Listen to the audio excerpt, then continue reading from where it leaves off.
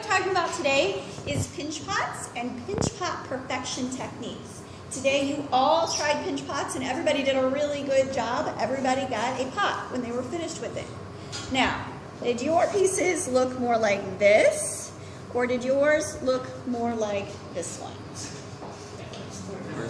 Most people's look like this, correct?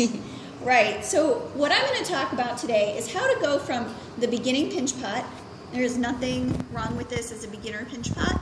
Now we're going to learn a little bit and we are going to perfect our technique and make a pinch pot like this.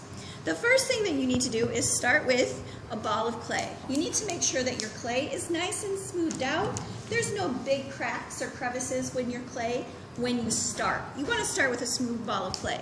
If you start with a ball of clay that's got cracks and big crevices in it, you're going to be fighting those cracks the whole time. So make your life easy, start with a nice smooth ball of clay. You notice that there's these little tiny marks on my clay. Do you know what that's from? Nails. It is. This one's not from my nails. They frequently do get in the way. This one's from my wedding ring. So I do recommend that you take off your rings so that you don't have little marks in your clay if you do wear rings. All right, but it's up to you. So I have a nice smooth ball of clay, and I'm going to push my thumb all the way in to my clay, and I'm going to start quacking, not pinching. I know we call it a pinch pot, but we are not going to pinch. We're going to quack with our thumb on the inside, and we're going to squeeze against our fingers. I'm starting at the bottom, and I'm working my way up the sides. What am I doing as I am working, as I am quacking? What am I doing? What?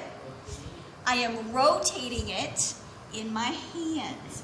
What am I not doing that this person did clearly?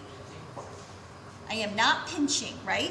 You can clearly tell that this person did because they have very uneven walls, right? And these are really deep cracks. So I am gently but firmly squeezing or quacking, not pinching. One more thing that this person clearly did that I am not doing. It's not obvious. I am rotating this in my hand. I am not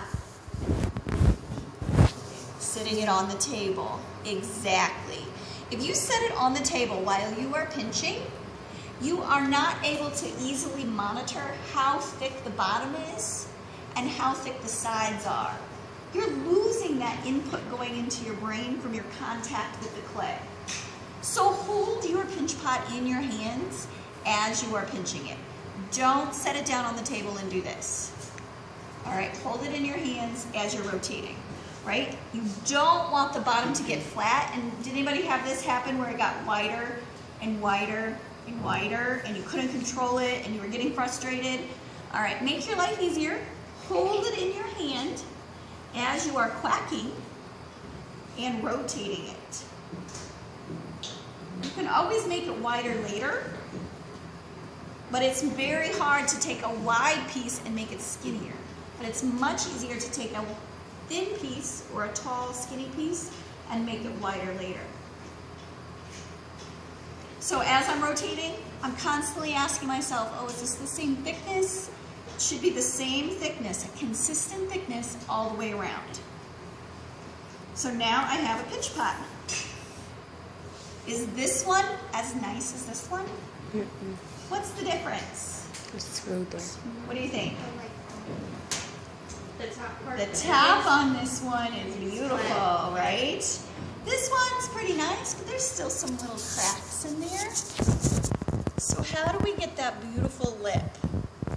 That's one question. What else is different?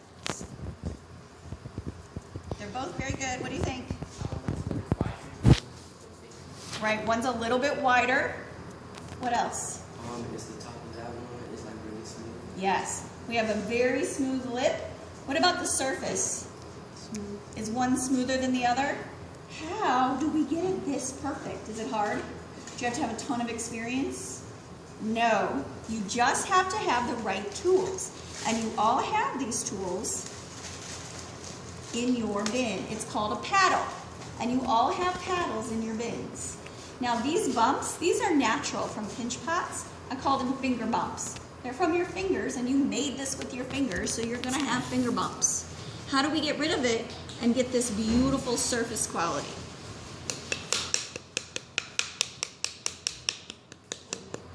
Just by paddling it. Now I'm not hitting it as hard as I can. I'm really just tapping it.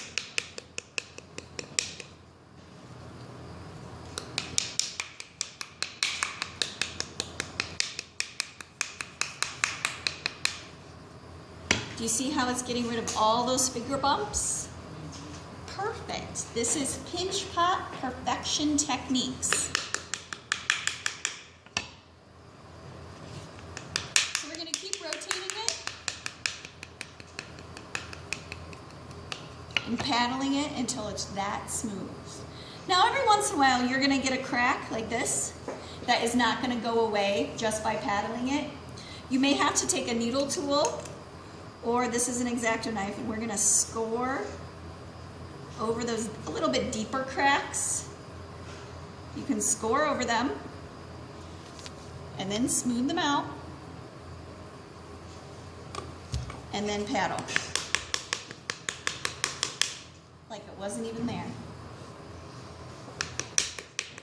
So that's how we get the surface perfect. Now, what else was perfect about this one? The bottom is flat and the top, the lip, the opening, perfectly smooth, right? We were all envious of that. But it's super easy to get. You just have to have the right tool. In this case, it's an X-Acto knife. I am going to take this lip where we have all these little cracks, and I'm just going to cut off those cracks. I'm not even going to fight with them. And I'm just cutting off the top, probably 1/8 of an inch. If you can't see, you are welcome to come up closer. Come on up out of your seat and come closer. So I'm just rotating it and cutting it off. And look at that. And then I can just smooth it with my thumb.